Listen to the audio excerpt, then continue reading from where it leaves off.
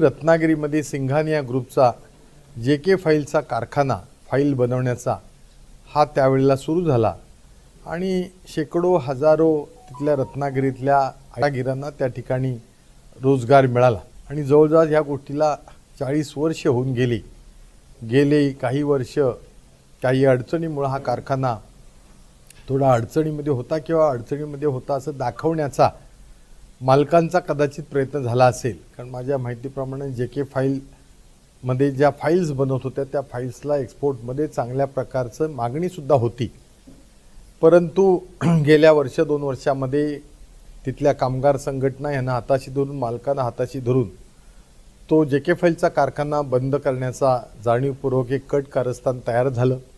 त्याला कारण होतं त्या JK फाईल जी उभी आहे महाराष्ट्र राज्य औद्योगिक विकास मंडळाची जवळजवळ सुमारे 16.5 एकर जमीन आहे। त्याच्यामध्ये A1 आणि A2 अशा प्रकारचे 2 भूखंड होते। एक 12 एकरचा A1चा भूखंड होता आणि दुसरा 4.5 एकरचा काहीतरी A2चा भूखंड होता असं मला समजतं। मी काही माहिती आता या संदर्भात मागवली आहे, काही दिवसात ती मला अधिकृतरित्या प्राप्त होईल। आणि ह्या 16.5 एकरवर असलेला JK फाईलचा कारखाना गेल्या 5 वर्षामध्ये बघता बघता उद्ध्वस्त झाला। तिथले कामगार देशोधडीला गेले आणि आज रत्नागिरीची लाईफलाईन असलेला कारखाना आज बंद पडल्यामुळे रत्नागिरीची आर्थिक प्रगती थांबली।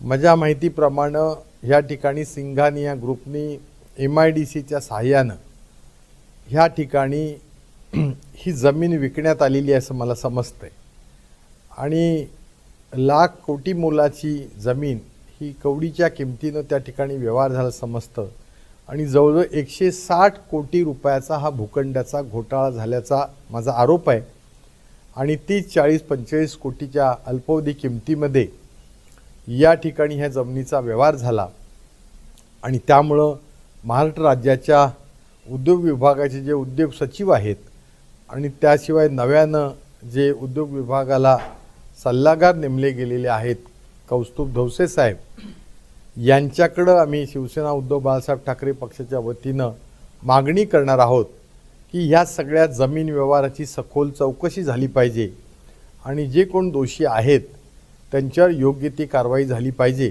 कारण याच्यामध्ये महामंडळाचं सुद्धा नुकसान झालं आहे आणि अशा प्रकारे कट कारस्थान करून एक स्कॅन्डल ह्या जमिनीचं झालेलं आहे।